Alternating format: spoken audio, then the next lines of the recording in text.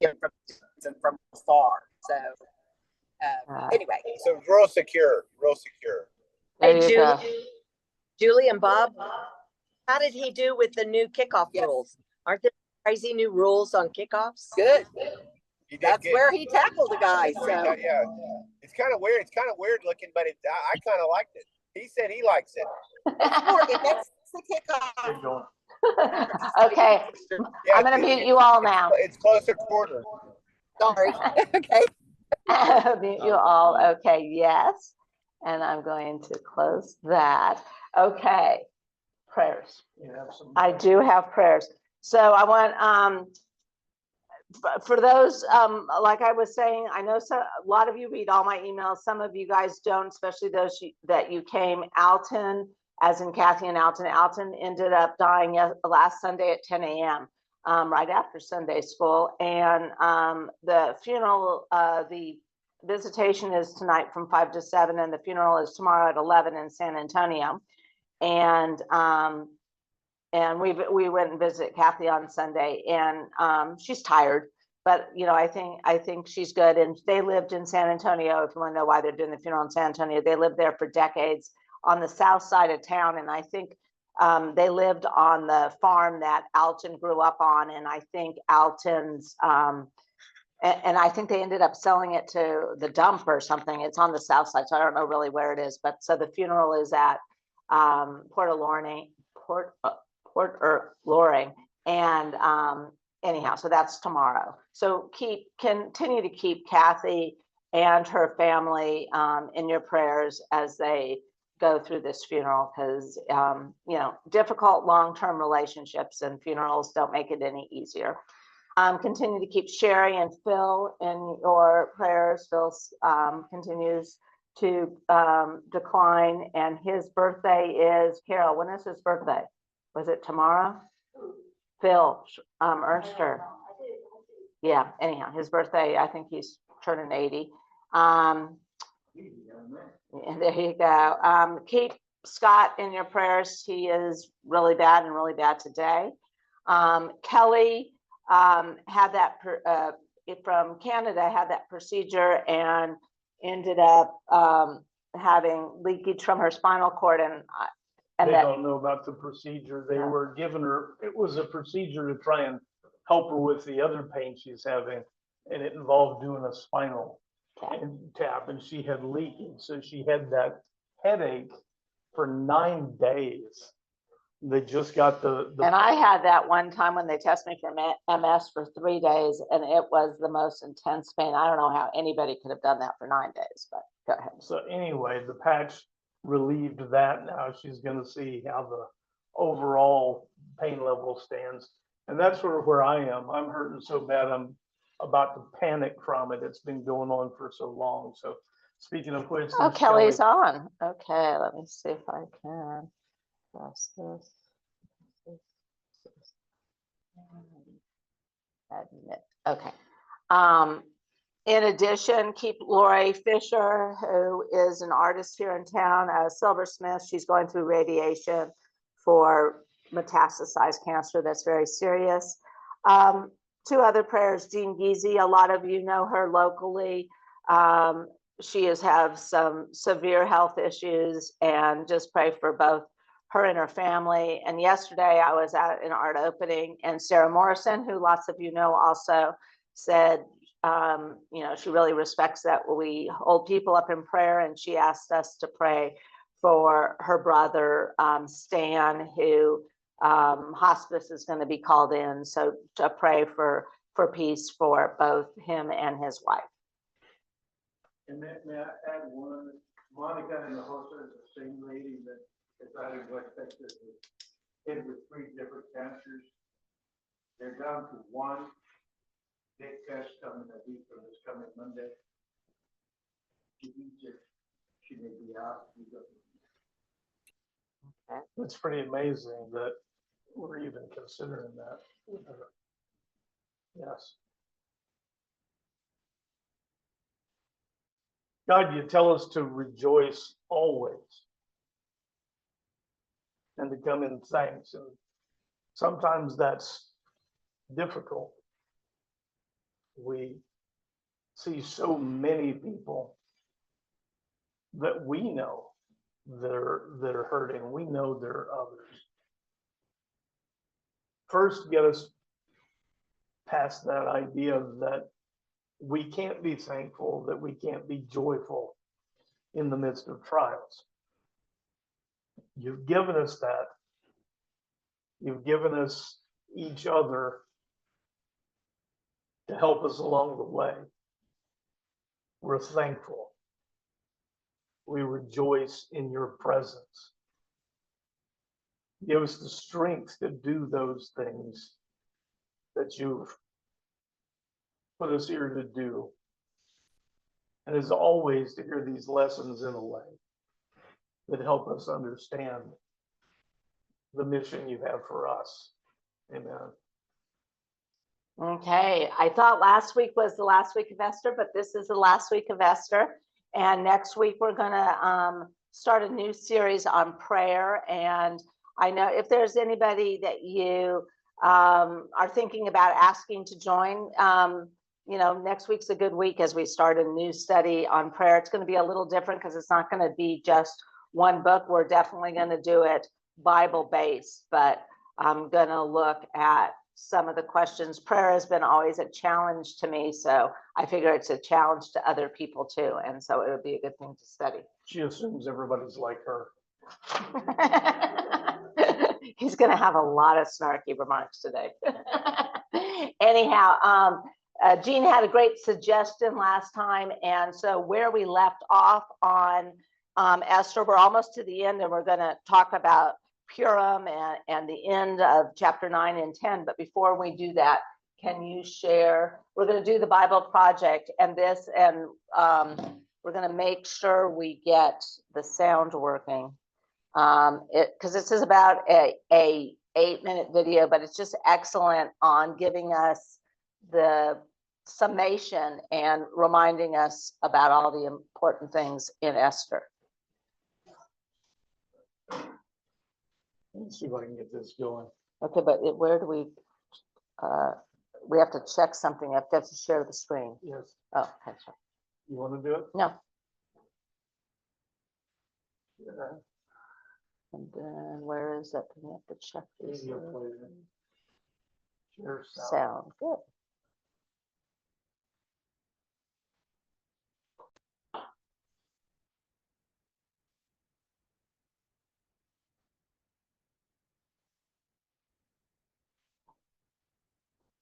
All right, here we go. Sorry for the noise.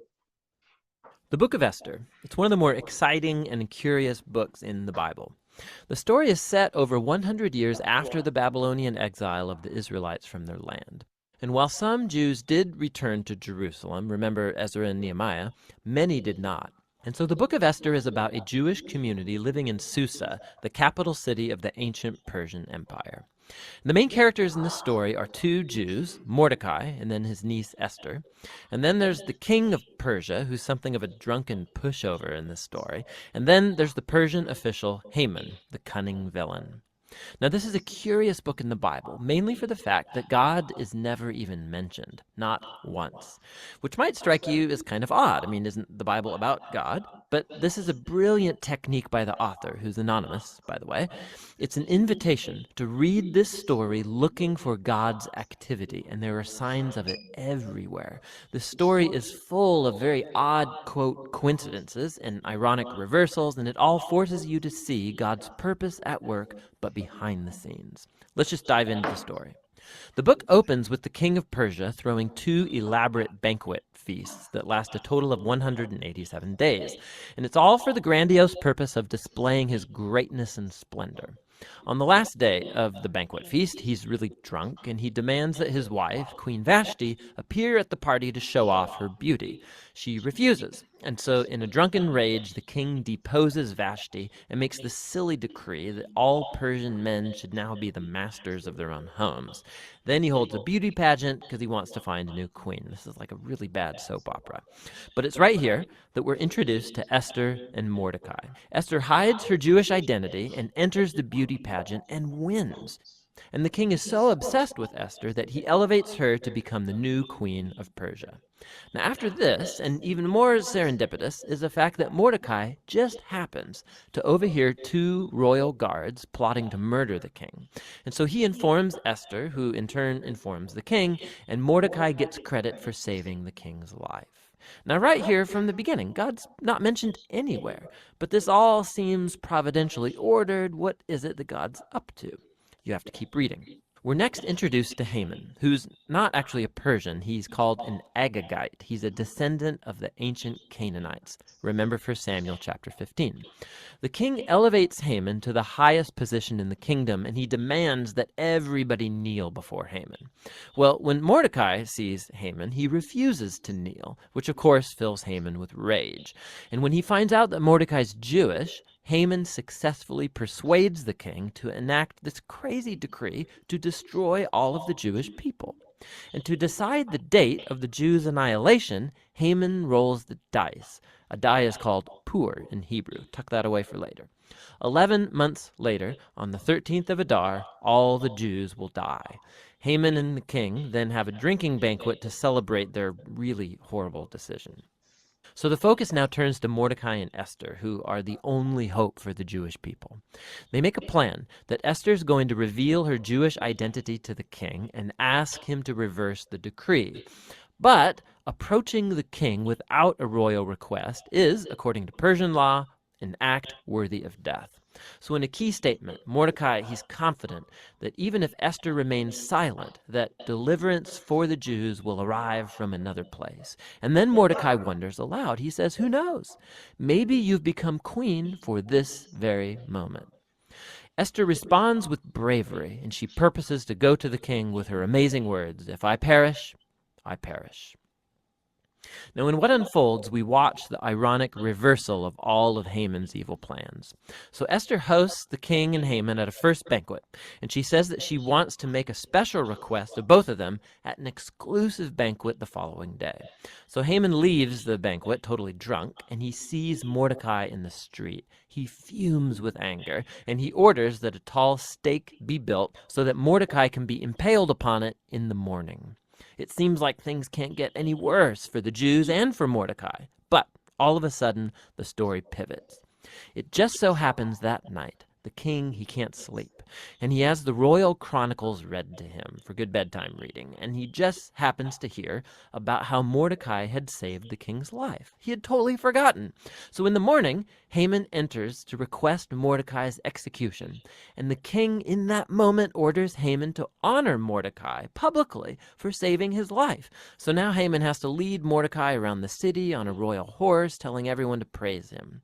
Now this moment in the story, it's a pivot for the whole book. It begins Haman's downfall and Mordecai's rise to power. Watch how this works.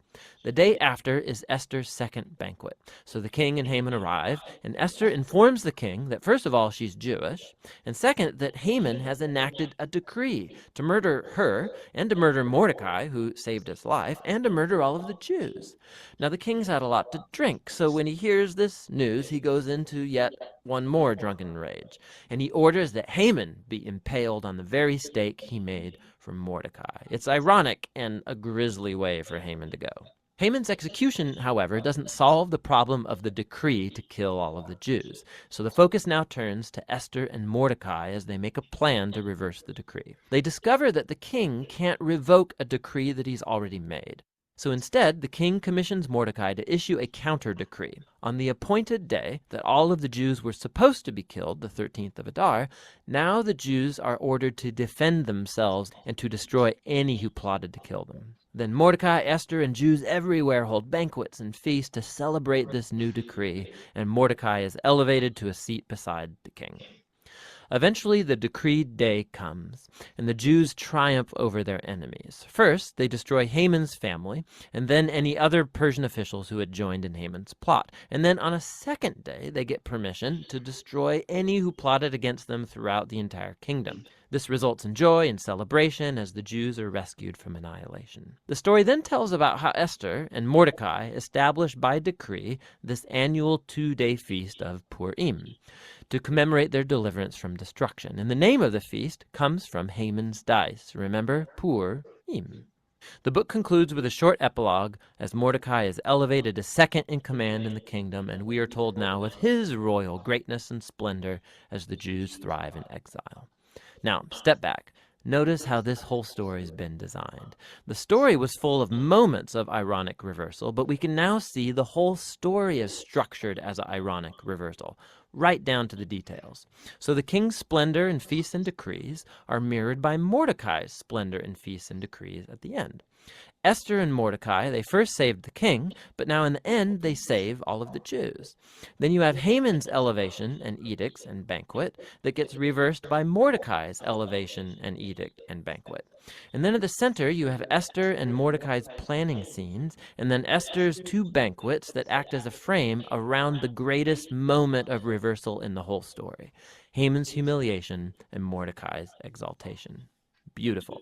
Another fascinating feature of this book is the moral ambiguity of the characters. There's a lot of drinking and anger and sex and murder, of which Mordecai and Esther are a part. Not to mention their violation of many commands in the Torah, like marrying Gentiles or eating impure foods. And so the story's not putting Mordecai and Esther forward as moral example, as if it endorses all of their behavior. But they are put forward as models of trust and hope when things get really bad. And so the book of Esther comes back to that question with which we began: why God is not mentioned. The message of this book seems to be that when God seems absent, when his people are in exile, when they're unfaithful to the Torah, does this mean that God is done with Israel? Has God abandoned his promises? And the book of Esther says no.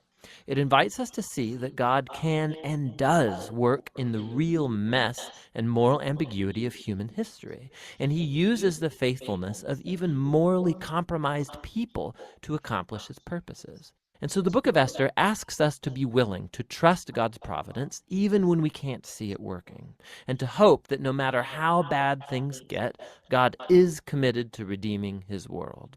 And that's what the book of Esther is all about. Isn't that a good summary? I just thought that was, thank you, Jean, for, suggesting that. That was just, we love Bible Project, and we're just amazed that this gentleman, he's a former pastor, that he is able to put 10 chapters in the Bible into that 1-page summary. I just think it's amazing. Yep. Anyhow, okay, so I am going to take up where we left off, and we are on chapter 9, verse 18. The Jews in Susa, however, had assembled on the 13th and the 14th of the month. So they rested on the 15th day, making it a day of feasting and joy. This is why the rural Jews who live in the villages observe the 14th day of the month of Adar as a day of joy and feasting. It is a holiday for sending gifts to one another. So we ran into the same thing with Passover. The people who live far away from Jerusalem would celebrate early to be sure that they weren't late. And it confuses some of the people that want to track what happened with Jesus down to the hour. It confuses them. But we have the same thing going on where rural Jews celebrate on the 13th or the 14th. That's their day of rest. But in the city, because Esther said, give us one more day, they didn't get done with the mop up until the 14th. So they celebrate on the 15th. And actually, they kind of do a 2-day celebration. Well, and today in Jerusalem, this took place in Susa, but today Jews, and we're going to talk about Purim in 2024, but Purim is celebrated on the 14th of Adar for most Jews, but in Jerusalem, it's celebrated on the 15th. Yep. So they keep that. Verse 20, Mordecai recorded these events and sent letters to all the Jews in all the provinces of King Xerxes, both near and far, to establish among them an annual celebration on the 14th and 15th day of the month of Adar, as the days on which the Jews gain rest from their enemies, and the month in which their sorrow turned to joy and their mourning into a holiday. He wrote that these were to be days of feasting and joy, of sending gifts to one another and to the poor. So the Jews agreed to continue the custom that they had started, as Mordecai had written them. For Haman, son of Habadath, the Agagite, the enemy of all the Jews, had plotted against the Jews to destroy them, and had cast the pur, which is the lot, to crush and destroy them. But when it came before the king, he commanded by letter that the wicked scheme which Haman had devised against the Jews should come back upon his own head, and that he and his sons would be hanged on the gallows. Therefore, these days are called Purim, from the word pure. So a couple of things that have kind of come up as questions. Who wrote this book of Esther? And the answer, as I said, is we don't really know. But it comes right out and tells us that Mordecai recorded it says all of this. Mordecai wrote down the details. So whoever wrote the scroll, it's known as a Megillah, whoever wrote it undoubtedly had access to Mordecai's notes. So, is Mordecai the one who put it in its finished form? We don't know. But we do know that a recording of it was made at the time. So it should be a pretty trustworthy manuscript for that reason, because the details were recorded at the time.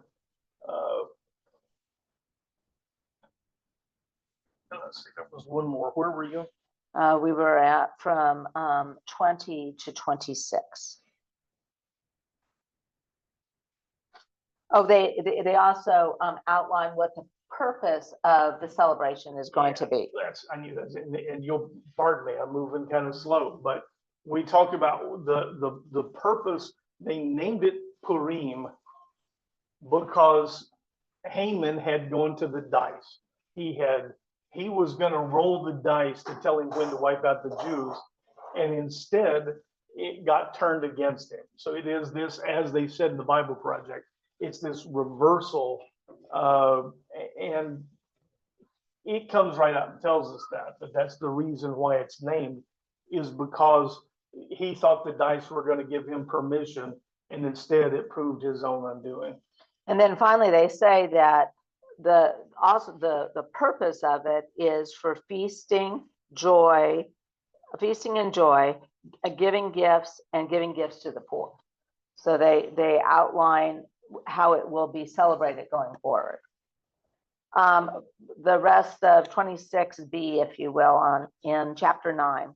Because of all the instructions in this letter, and because of all they had seen and experienced, the Jews bound themselves to establish the custom that they and their descendants and all who join them should not fail to celebrate these 2 days at the appointed time each and every year, according to their regulation.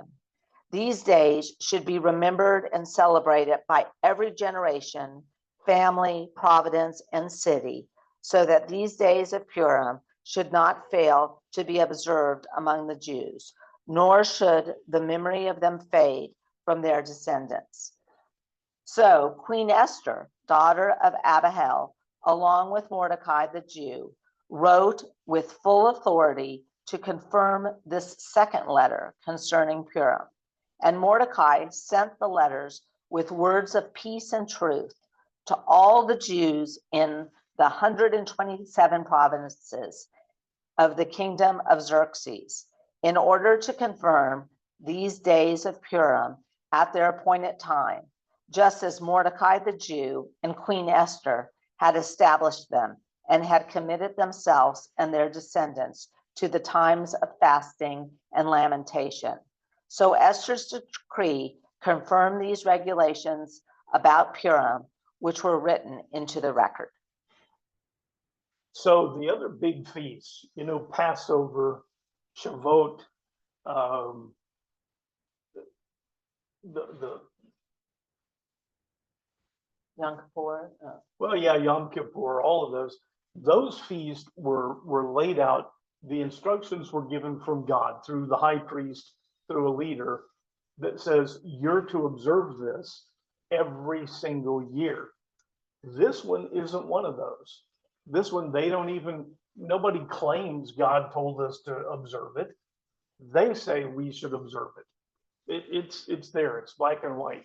And there's nothing inherently wrong with that. You just understand you have two different lists. You have the major feasts that are ordained by God, and then there are any number of these smaller ones, these observances that they get to make a decision. We will observe this. There's nothing wrong with it. And they write a decree that all the Jews should do this every year in remembrance. And then they write an actual decree and copy it into remember the history book? Once something is in there, it's permanent. So they're Jews, and they want the Jews to celebrate this liberation, if you will, lifting of a death sentence. But they add to it the power of state. They add to it the ability to make a decree and stick it in the book. And that says whether you want to or not, you have to observe this. All this part is just them establishing this is where our festival of Purim comes from. And chapter 10, which is very short, it says, now King Xerxes imposed tribute throughout the land, even to its furthest shores. And all of Mordecai's powerful and magnificent accomplishments, together with the full account of the greatness into which the king had raised him, are they not written in the book of the Chronicles of the Kings of Media and Persia?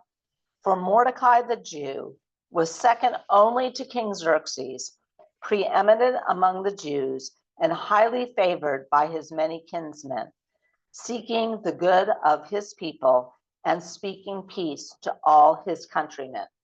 So no doubt Mordecai had a role in writing that, right?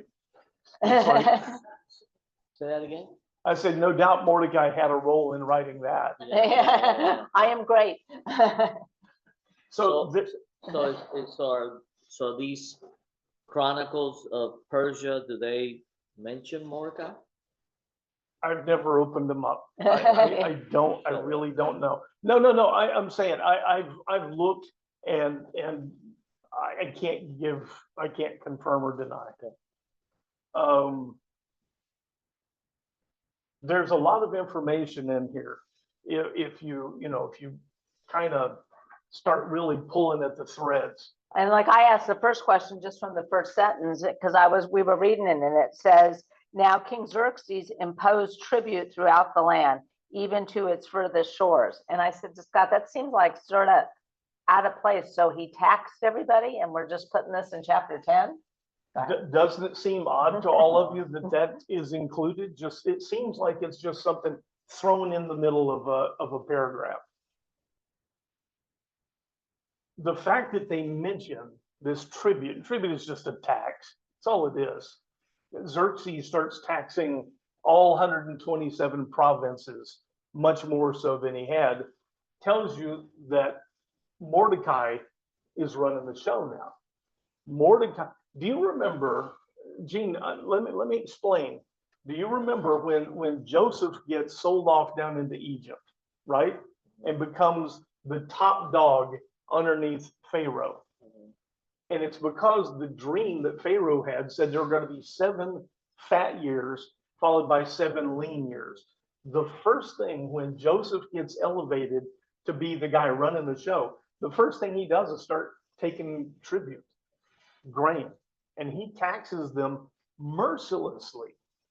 But he knows that every, bushel of grain he saves in the early years is going to pay off tenfold in the famine years. But he's a different kind of advisor than Pharaoh would have had any other way. Now you've got this one where Mordecai becomes the top person under Xerxes. And the first thing you notice is a tribute goes out, a tax goes out. So Mordecai, we're told, he's dressed in royal robes. Mordecai is second only to Xerxes. And in this kind of arrangement, especially someone like Xerxes, he'd be, you know what, you take care of all that administrative stuff, right? And Mordecai does. And so what you see is this casual thing that's thrown in that says, oh, and Xerxes begins taxing the people. That's Mordecai's. Mordecai isn't a frat boy. Remember, we kept talking about Xerxes' advisors. He had one set of advisors, then he got another set of advisors, and and obviously Haman was one of his advisors. I mean, they were a bunch of frat boys. They would make terrible decisions to kill all the Jews off the face of the earth, and they'd go and get drunk afterwards. This is Mordecai. Mordecai is a good leader, is what we're supposed to, a good second in command is what we're supposed to know from this. Yeah, he's a much more business-like leader. Hey, Scott. Yes, sir. So a couple questions. The time frame here, this is this has nothing to do with the Medo-Persian Empire, right? No, this is the Medo-Persian Empire. Okay, so then we bring in Mr. Daniel into the. Yes. Okay, and so. Okay, Joseph and Egypt was destroyed by division of 7 years of fast and 7 years of famine. Okay, kind of can see that. Maybe we want to make sure he was alive too during the famine.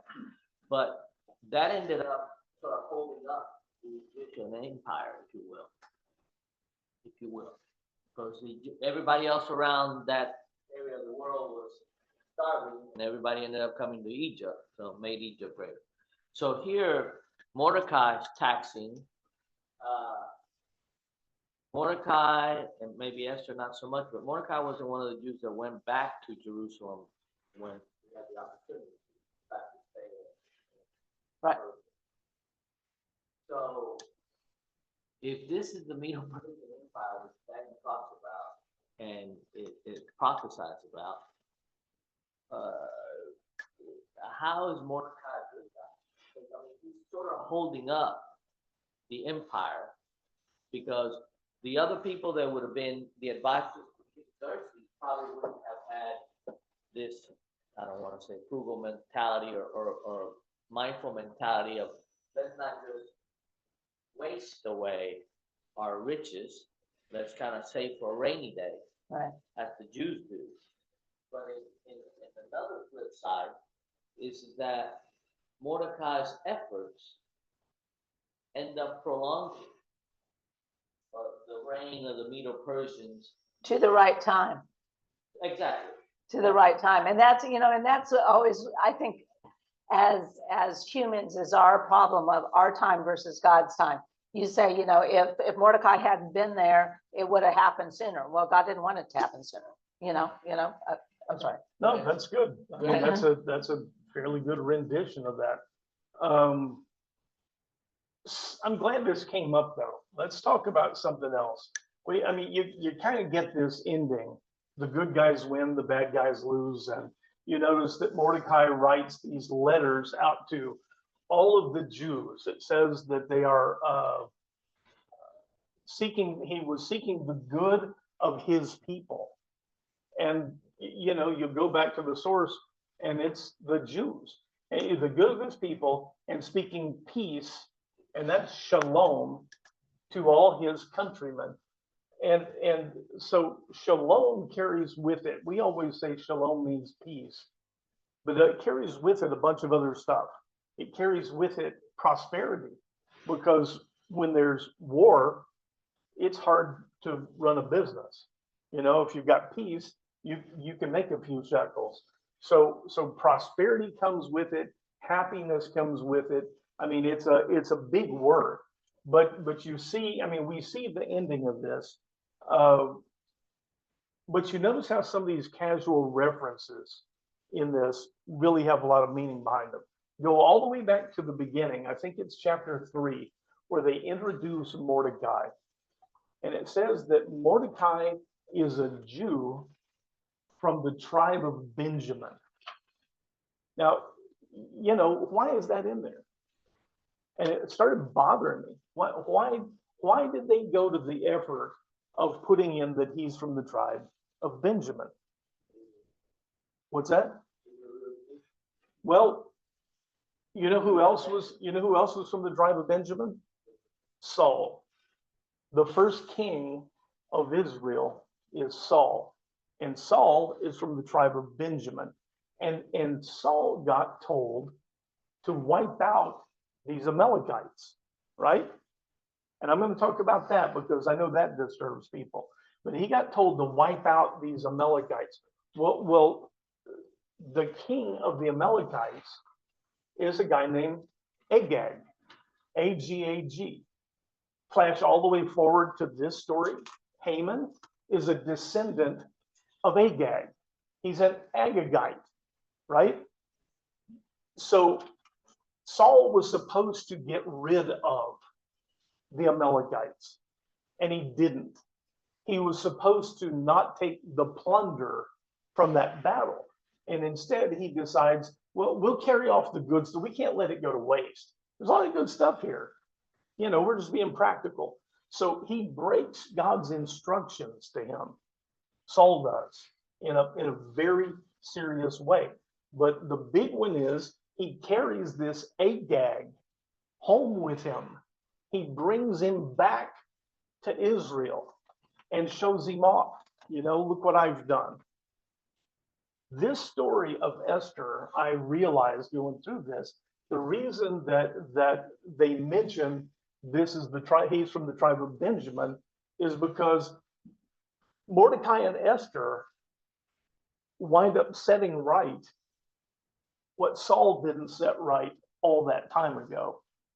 Tribe of Benjamin. And it goes back to, remember when Mordecai says to Esther, maybe you were made queen to do this.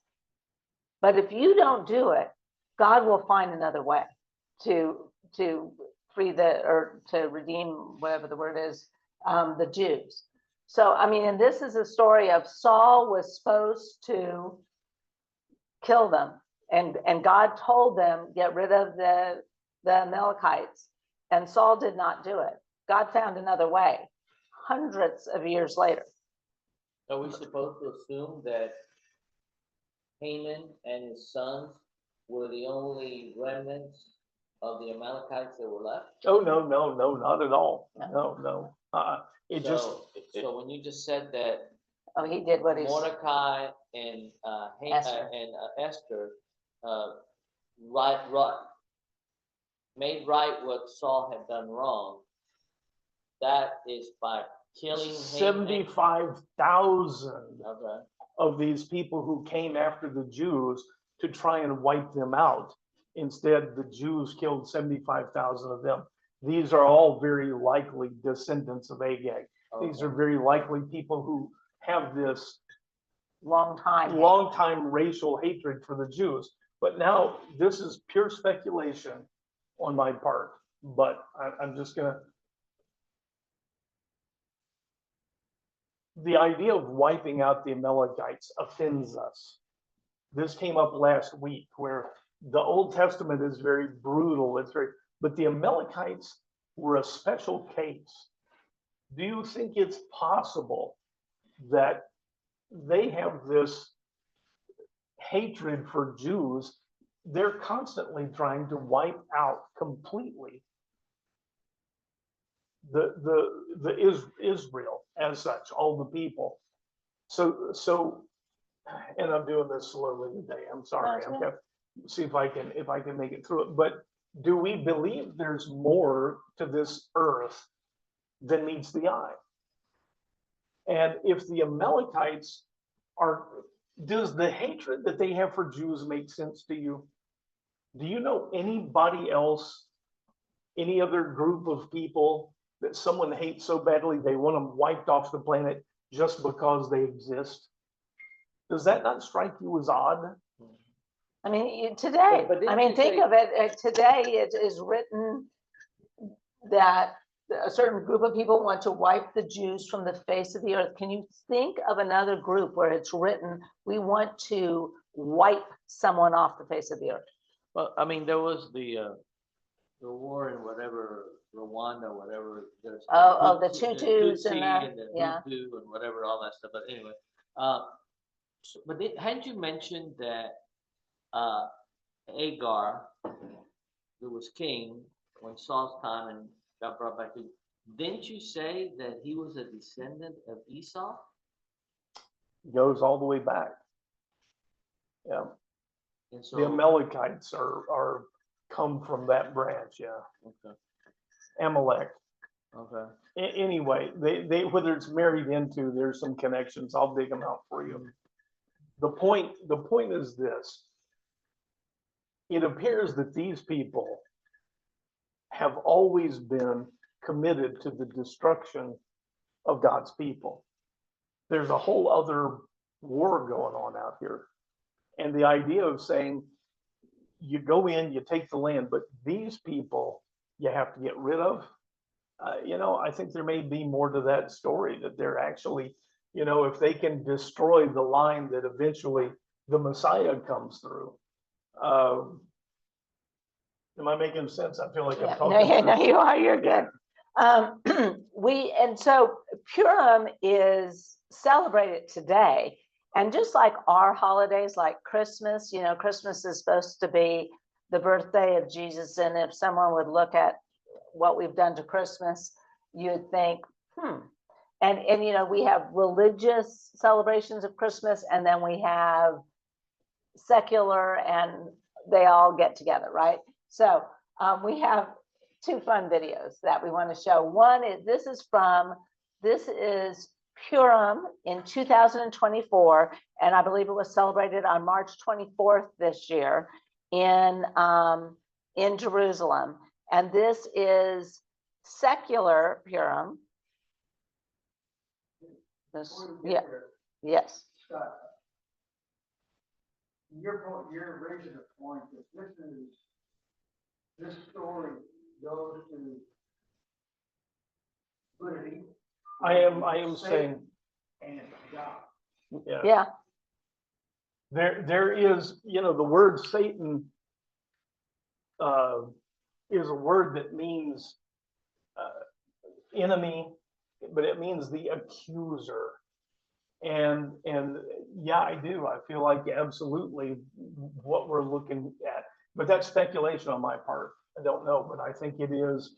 There is and has been this struggle between Satan and the people of Israel. Yeah. And that to me is why a lot of this stories are earth stories versus spiritual conflict. So I take your land. The land is not important. When you're talking at that level, it's the soul, it's the faith. Do you have a battle going on? Absolutely. The land is just a way to get there or to point out shortcuts. Well, and I'm moving more slowly than normal today, but I think I agree with what you're saying. That is sort of the point. I think that this irrational hatred, one guy offends me, and so the conclusion is I need to wipe out the entire nation of people that are related to it. That there's more going on than meets the eye. Let's see if we can. I'm not doing a good job of this. Let's see if we can put this other video on. And this is, as Mary said, this is Purim today, and you want to see what it, how it's celebrated. I think it's a 2-minute video. Do we have to do the sound thing again? We have to do the share. I have to share it. We are not celebrating Halloween. This is This, yeah. silliest thing that they've done with this, but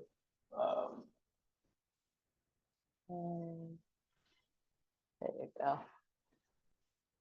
Share the green one, yeah. And this Share sounds sound is on. got. all right. My name is India, and we are going to celebrate the Jewish holiday of Purim here in Israel. Purim is a Jewish holiday that commemorates the saving of the Jewish people from an evil man named Haman. You see, thousands of years ago, Haman had a plan to try and kill all of the Jews. But his plan failed, and now this is how we celebrate today. Right now, we are in Israel. And because most of the population here is Jewish, Purim is a big deal here. Purim happens every year around the end of winter and beginning of spring. In Israel, if you walk down the streets just before Purim, you will see so many costume stores. One of the biggest Purim traditions is to dress up. This is because the famous Queen Esther, who helped save the Jewish people in the Purim story, had to hide the fact that she was Jewish. Today, some of the most popular costumes people wear are biblical characters like Abraham. Israelis love to go out to the streets and party in their costumes. Entire streets become filled. And do you remember that evil man named Haman? Well, there is a special way to remember his defeat. With these. Yes, these here are cookies, and they are called hamantashen. But in Israel, they say oznei Haman. This means the ears of Haman in Hebrew. They are triangles because they represent the ears of the evil Haman. Inside of the cookie is usually filled with jelly or chocolate. One other really important tradition of Purim is to actually read the Purim story, which can be found in the book of Esther, known as the Megillah. For thousands of years, Jews have been celebrating Purim. Purim is a celebration of victory over evil. It is something we can all celebrate. So, if you want to celebrate Purim, dress up, eat some hamantashen cookies, and read the book of Esther, which can be found in the Bible. This is how you celebrate Purim. This is Inside Israel. Thanks for watching, and I'll see you next time. So, What do you think?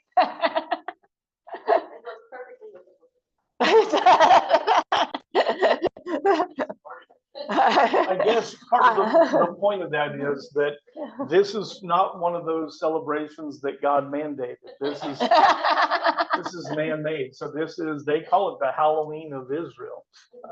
When we were there, we took the kids out trick-or-treating on Halloween, and we got some very peculiar looks. Because this was happened in March, and Halloween's obviously in October. So yeah, it was like. They, the hamantashen, those little Haman's ears, we saw those. So anyway, this is what becomes of these more secular holidays, not exactly what you expect. And do you want to show one more video of it? The conservative Jews do still celebrate Purim, and it's a little different.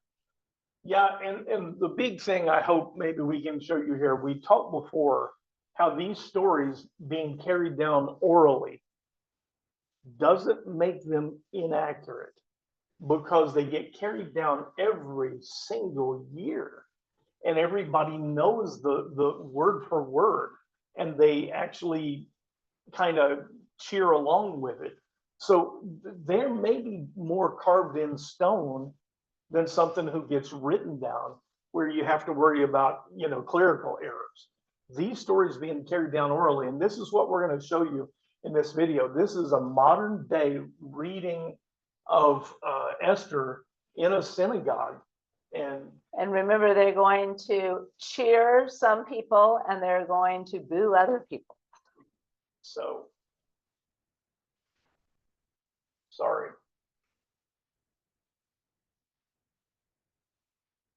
Here it is. Did you share? I haven't yet. There. All right. As we get ready to chant, we have some blessings, so let's say it together. We'll start. Baruch atah Adonai Eloheinu melech haolam, asher kiddushanu b'mitzvotav, v'tzivanu al mikra milah. Baruch Adonai Eloheinu melech haolam, שעשה ניסים לאבותינו ואמותינו מהימים ההם בזמן הזה, לך אשר בשער המלך. הוא יהודי. And now we are skipping to chapter 7, where Esther reveals to the king who is plotting against the Jews. We'll find out. ויאמר המלך אחשוורוש, ויאמר לאסתר המלכה, מיהו זה וזהו, אשר מלאו ליבו לעשות כן, ותאמר אסתר, איש צר ואויב, המן. הרע הזה והמן נבעט מלפני המלך. So, all right, I think I see the crowd drifting away. But what you see is even today in the synagogues, when they read Esther, they cheer for Esther, they boo Haman, they cheer for Mordecai. So this is something that, like I said, they do year after year after year. They know every in and out of this story, and it's really kind of a beautiful thing. And it gets carried down very much intact from year to year. Anything else? No. So anybody have any closing comments on Esther? I mean, I yes. have a question. Your mic on? And I've heard a number of times about how many of the enemies were killed, 75,000 over 127 provinces, and that's a lot. But how many Jews died? Because when you're in hand-to-hand combat, it's usually a one-to-one. You know, there are some instances when troops are retreating that becomes a massacre. But how many Jews died in? It doesn't say, and I can't find any independent corroboration. You know, it's always a problem in history that people want to make their side look like everything's perfect and the other side is all bad, or the other side lost all their soldiers and we didn't lose any. Undoubtedly, there were some losses, but we get told numerous times through the Old Testament about these uncanny victories, you know, where the Jews won where there's no way they could have won. We saw the same thing though, Jack, in the 6-Day War. How many people Jews were lost in the 6-Day War? Well, there were losses, but the fact that they survived is miraculous. So those uncanny victories continue, you know, into modern times. As you always say, you know, we do not understand the covenant that God has with the Jewish people.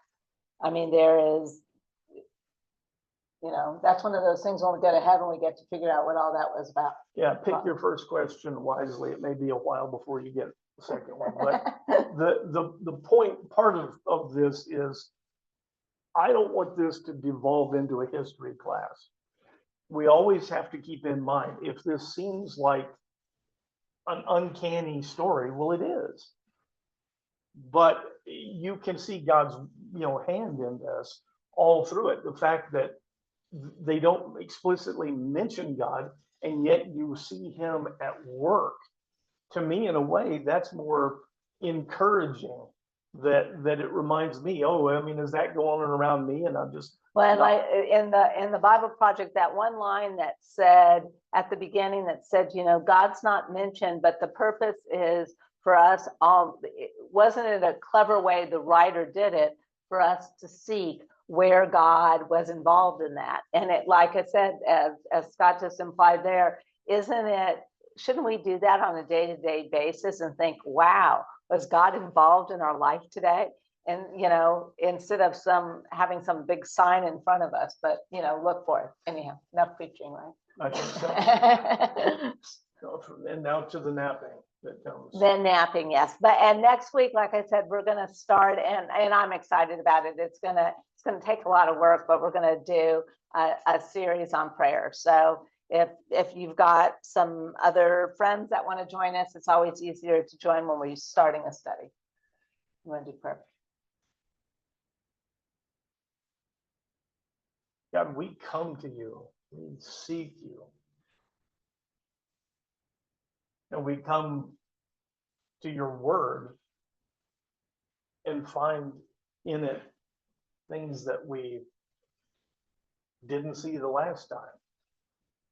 We continue to be brought closer to you simply by opening up the book and reading. We know that you inspire words to people, that you use their character, their personality to bring your words. And we're encouraged by that as well, because you listen to us. Even as you inspire, you allow for different writers to write things in different ways. All of it, I look at it and I see that you're involved, that you love us, and that you saw fit to inspire words that would bring us closer to you. Show us that always. Open our eyes. Amen. And one final thing I did send out Kathy Cruz's address, and for someone who has gone through a family death this year, cards make a difference, you guys. So if you can write her a card, and one of the things, since we're a body of believers, one of the big things I noted was what it meant to say someone was praying for me instead of someone was thinking about me. Yeah. So if you got a second, we're almost there. I'll tell you an Alton story. Most of you, I think, didn't get to meet Alton. He was our neighbor for quite a while. And Alton is one of those guys. I mean, he was hard, but you know, you have to look and say he's a better man than I am. He could fix anything. And if the machine broke and it's a 80-year-old machine, well, Alton would go out and fabricate a part out of metal and fix the machine. You know, but he came to our house one day, knocked on the front door, and I opened it and he holds this thing out to me. He says, "Here, what do you see?" And I said, "Well, Alton, it looks like a fuel filter to me." And it was like I had just said, "Water is wet." He just looked disgusted, like, "No kidding, it's a fuel filter." He goes, "Yeah, but what do you see?" And I realized this is a test. If I don't get this right, and I'm thinking, what could I see? It's a fuel filter. It's a little plastic thing with, you know, hose fittings on either end. And I'm looking at this thing and I'm turning it, and there's a little paper filter inside, and it had come loose, and it would jiggle, and that let gasoline flow without being filtered. And I caught it and I said, "Well, didn't the filter piece come loose?" And he takes it back from me and he just goes, and walked home. That was it. I passed the test and I got a grunt from Alton, and that was high praise in my book. I still cling to that grunt from Alton. He was quite a guy, and he was in so much pain, misery at the end, that, you know, you shudder to say such a thing. But certainly we're glad to have Alton out of that pain that he was in. Yes. So it's good to see you. Yes, thank you guys, and you guys have a good week. Safe travels, Bob and Julie. Thanks for being online, and see you guys next week. Hi, everybody. Bye, y'all. Thanks. Mary. Prayers for Scott to feel better. Thank you. Thank Thank you. you. God bless.